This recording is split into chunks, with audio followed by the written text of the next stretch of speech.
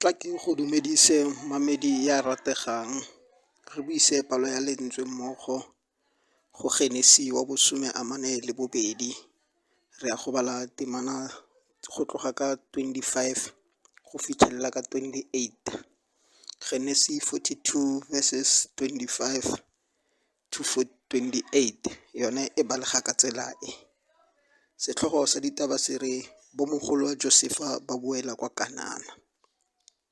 Jaanong Josefa a laela gore dikgetse tsa bone di tlatswe mabele, mme mongwe le mongwe a tsenyediwe madi a gagwe mo kgetseng ya gagwe, mme ba fiwa mhago.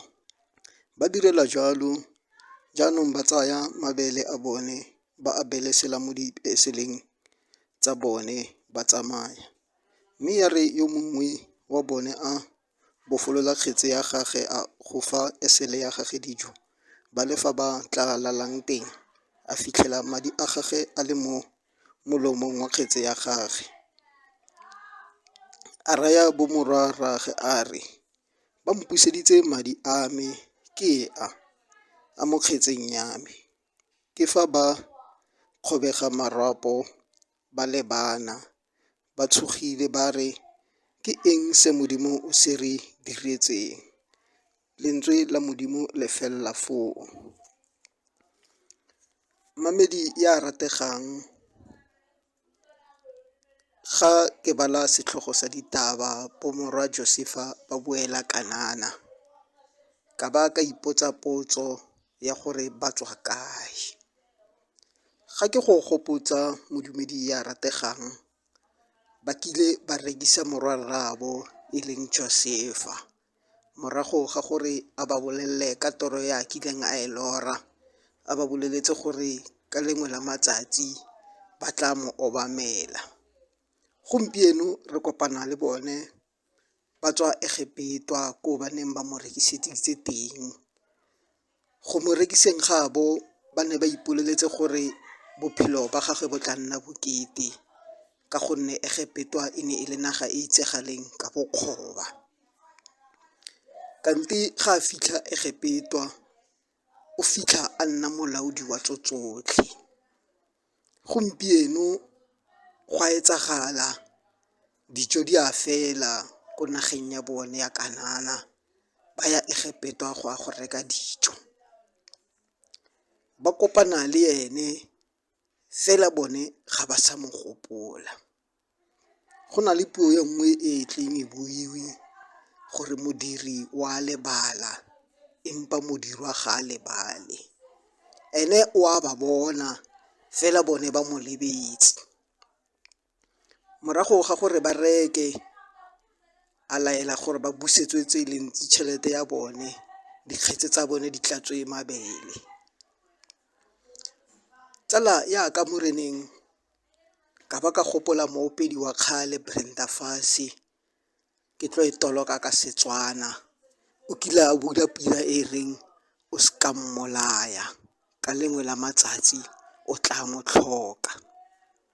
Ke ba gompieno mamedi ya rategang ba mo go ene yo ba mo rekisitseng, ba lebetse seo ba mo editseng sone. Gompieno ke ene a nnang molemo mo go bone. Ke tla go wena lefatsheng moretsi ya rategang, le wena ga ba sa go bolaye ke mo teng ba go fang maatla. Le ge batla go wena ba lebetse seo ba kileng ba go etsa sone, se ba gopotse tsa kgale, o dire tse di molemo. Gobaneng ka go etsa jalo o tlabe o kgatlha yo kwa legodimong. Ga ba go bolaye, ba go fa maatla. Le ge ba go folosa mo maemong a o leng mo go one, ba sa go bolaye, itumele. Ka lengwe la matsatsi ba tla tlo boa botla go wena, ba tlo kopa tshwarelo, ba tla boa mo go wena, ba tlo kopa thuso.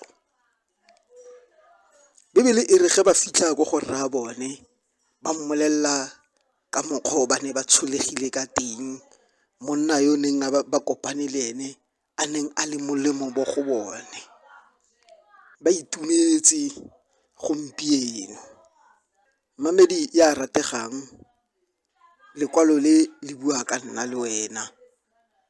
A e re ga re loga leano re gopole Modimo, a e re ge re nagana go etsa sengwe se se maswe re gopole Modimo.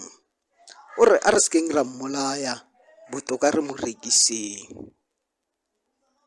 Mamedi ya rategang, a mafoko a ageng ka gare ga lona, a le boloke ka dinako tsotlhe, a le tsamaise, a re rapele.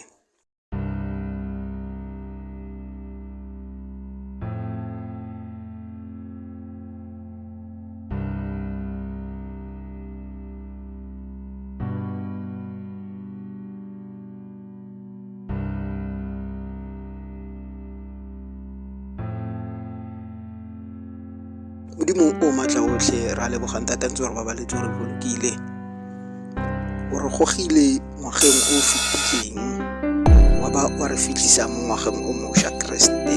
Ke ka moo re tsamayang ntse re leboga ka dinako tsotlhe.